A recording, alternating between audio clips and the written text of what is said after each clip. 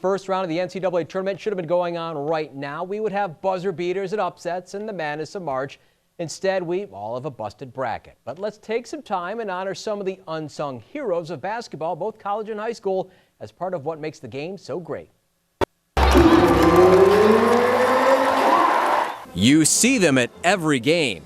They're not the star players or always the first guy off the bench. In fact, they may not even get in the game at all. But right before tip-off, they are the one everyone is watching. It's the guy or girl who gives out the high fives and handshakes during player introductions before the start of the game. But there's got to be a better and more concise and more universal name for that role, right? I don't think so. Yeah, I don't think there is. I guess like the handshake guy, I don't know. Teams all seem to have their own name. We just call it our handshakes, you know. I guess HYPEMAN. They call me like the handshake man. But there was one suggestion they all mostly liked. Hype man. You know what I mean? Yeah, the hype man, yeah. Yeah, we can go with hype man, yeah. Okay, so if we go with hype man. I like being the handshake man. Or handshake man, how do teams determine who gets the job?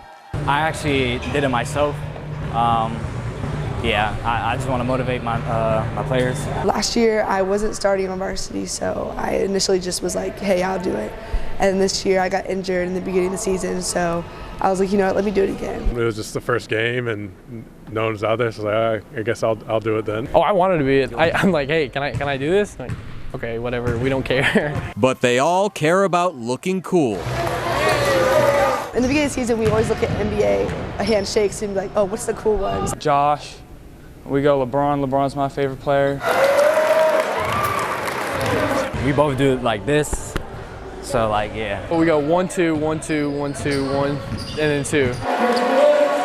We have to get the whole Baba bam up shoulder tap. And there is pressure to get it right.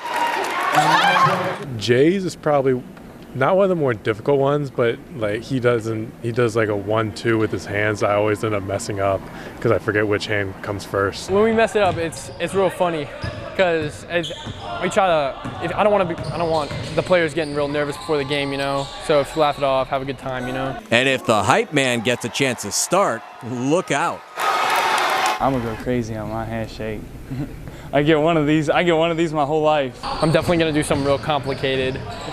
Something real cool, and yeah, if I get to be in the starting lineup, yeah, I'm gonna make sure it's awesome. Of course, the sports world has experienced unprecedented change over the last week. It remains to be seen what the future holds for the hype man or the handshake man in a time of social distancing. For all today's sports stories, check out the sports page at NBC29.com.